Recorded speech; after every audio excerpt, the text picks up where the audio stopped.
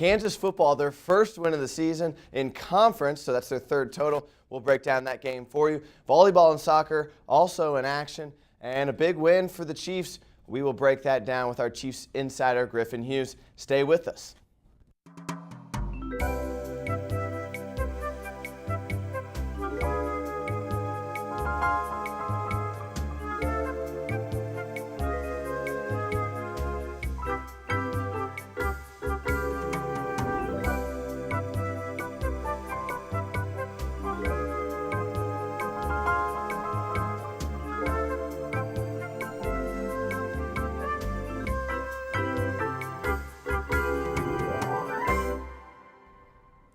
Welcome into Good Morning KU. I'm Jackson Long. Thanks for tuning in. It's a happy Monday around campus and certainly in the Jayhawk football camp where interim coach Clint Bowen was able to notch his first victory since he assumed the position 5 weeks ago. The Jayhawks took down the Cyclones from Iowa State 34-14 to grab their first conference win and third total win of the season. And head the highlights right now. Here's a 14-yard run in the first quarter. The Jayhawks really dominated on offense early on. And he's Superman, though. So that was a big start for the Jayhawks. And then around the right end comes Michael Reynolds with the sack. He forces the fumble. Iowa State falls on it, but nonetheless a big play on third down from Reynolds.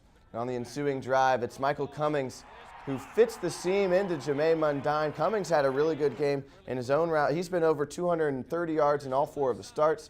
Tony Pearson there, he finds the end zone from 6 yards out. 17 carries, 101 yards, and a touchdown for him. And a huge third down play as Iowa State looked like they could maybe get back in the game. Cummings finds Nigel King on the third and long play. Cummings would sneak it in on the next couple plays. 24 for 40 for 273 and a touchdown for Cummings. And Bowen celebrates with his team. A fantastic moment for the Jayhawk crew and Coach Bowen as well. So, Coach Bowen, how does the Gatorade feel? You know, it felt good. It felt good turning around, seeing those players with smiles on their faces, jumping around. You know, our players have stuck through it, continue to work hard, and to see those guys be able to enjoy a victory and bounce around, have smiles on their face, it's the greatest feeling. The offense came out of the gates unbelievable. You know, Coach Keesaw and the offensive coaches had a great plan. The players went out, made play after play, you know, converting those third downs over and over, but, you know, controlled the first quarter, controlled the early part of the game. Fantastic to see the players and Coach Bowen get a big win after what's been a pretty tough season, but the fans truly enjoyed it as well. Rushing the field and tearing down the goalpost, interesting choice there, but nonetheless in good spirits. And Kansas basketball now as the team wrapped up its preseason slate with a win over Washburn on Sunday. The Jayhawks won 78-58 behind a combined 41 points from seniors Natalie Knight and Chelsea Gardner. Washburn was able to get the deficit to 13 in the second half before Kansas pulled away for the win. The team will open up the regular season next Sunday, the 16th, with a matchup against South Dakota. That's set for a 2 p.m. tip-off at Allen Fieldhouse. The men's team will play its final preseason game tomorrow night against Emporia State. That's at 7 o'clock. Kansas volleyball, also the team with a nice win against Texas Tech on the weekend. After dropping their first set, they won 3-1. The Jayhawks came back to sweep the next 3 for the victory. That pushed the conference record above 500 for the first time, and Tiana Dockery smashed 20 kills, a career high for her. Sarah McClinton added 16 of her own as well. Wednesday will be another big match as the squad heads to Manhattan for a tilt against rival Kansas State. We now bring in our Chiefs insider, Griffin Hughes. Thanks for joining us again. The Chiefs with a big game against Buffalo, lots of playoff implications, both teams coming into the game at 5-3. The Chiefs were down 13-3 in the fourth until Jamal Charles broke off a big run. What a great play call from Andy Reid there. Fantastic play calling in a game where Niall Davis didn't get a lot of carries. He only had 4, had 1 yard. Jamal Charles had to step up. Andy Reid made sure he had the tools to do that, and he called a fantastic play using the best of his offensive linemen to make sure Charles cleared that hole, and it was a momentum swing for the entire game because that was their longest drive at 10 plays, took nearly 5 minutes, 80 yards. Big play, 4th and 1, and they get it to Charles on the edge, and he does the rest. So fantastic work there from Jamal Charles and the crew.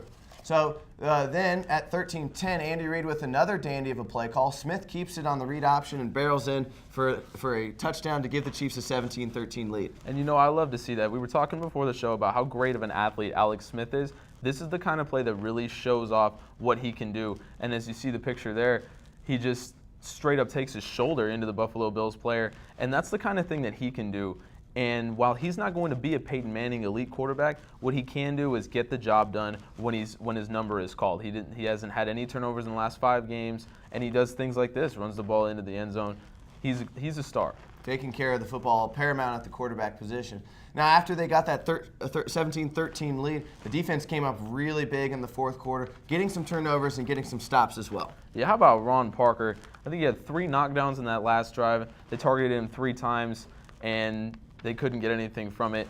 He has 48 tackles and an interception this season, and he had 8 tackles plus that huge fumble that he forced in the Bills game. So that's just another guy who's stepping up.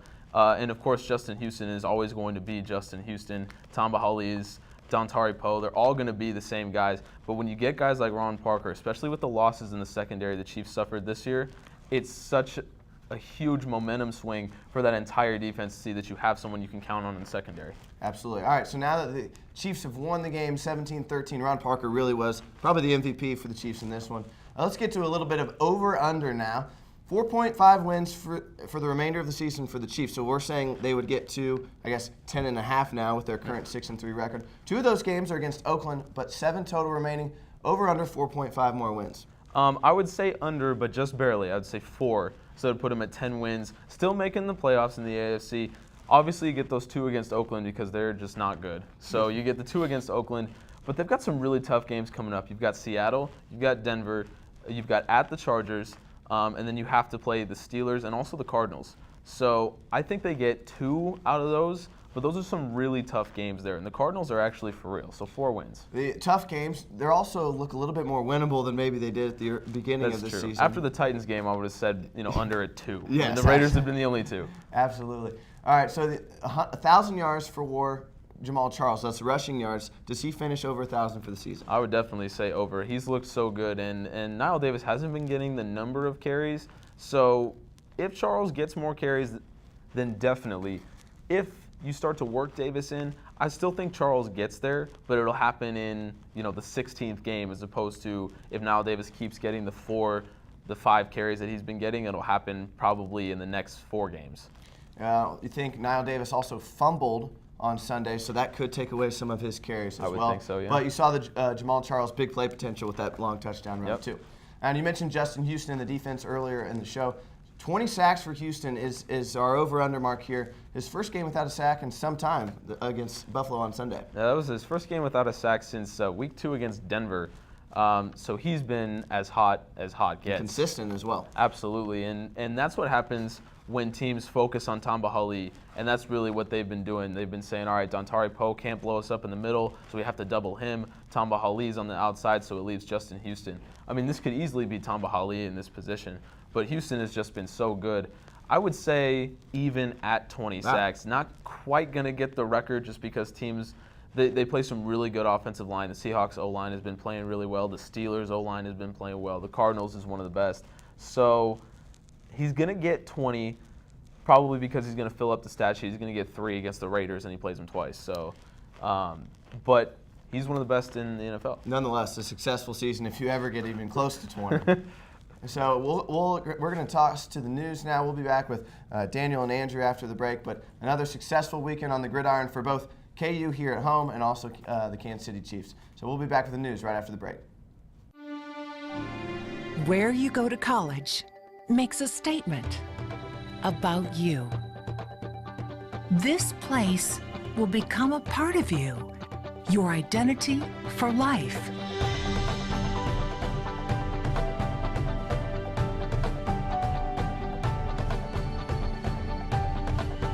The University of Kansas, a great place to be you. Hi, I'm Daniel Garrett. And I'm Andrew Shepard. This is your Good Morning News update for Monday. China has developed a laser for shooting down small drones less than 1,600 feet in the air. According to CNN, the Chinese government developed this device because of fears that terrorists and spies can use drones. Usually a police sniper is used, but the laser can reduce collateral damage. Protesters have tried to break into the Mexican parliament Saturday night. According to the Straits Times, the protesters were furious about the massacre of 43 students and the government ties to the drug gang that committed the murder. The front door to the Parliament building was set on fire, but they were not able to get inside. KU students are concerned about the response time to a masked man who interrupted classes during last week. According to the University Daily Kansan, the first call to police was made at 1:15, but the alert sent to students didn't go out until 2:37. The man was revealed to be John Cohen, and he is protesting the handling of a sexual assault case by the university. Police killed a sword-wielding man in Kansas City last night. According to the Lawrence Journal-World, the man refused to put down the sword and charged the officers, who then gunned him down. The man was in his 50s and no officers were injured. The Pope has excommunicated a pedophile Argentinian priest. According to the Huffington Post, the priest was sentenced to 14 years in prison, but was released last March. The Catholic Church has been struggling with sexual abuse cases against priests, and the move by the Pope has been seen as progress. Advocacy groups still believe the Church needs to do more to respond to the needs of the victims around the world. And that will wrap it up for today's news update. Stay tuned for Jarrett and Jackson with the weather.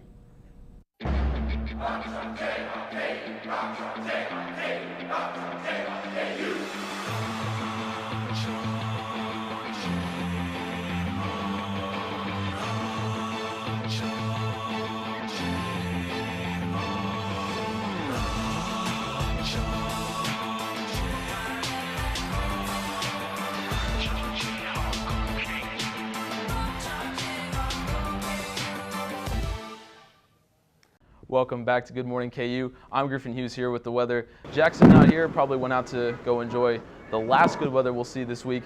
Jarrett up on top of the Union. Jarrett, break down the weather for us this week. What are we going to see? All right, well, today it's upper 60s, and the rest of the week you bust out your winter coats because it's going to be very high 38, and the lows are lowest like 18. It's pretty rough.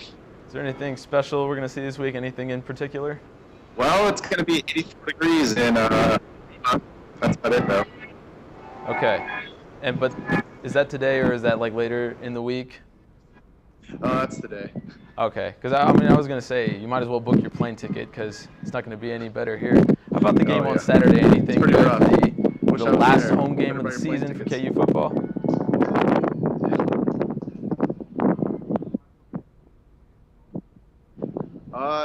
It will be about 33 degrees. It's going to be really rough, very windy, and they have a lot to look forward to.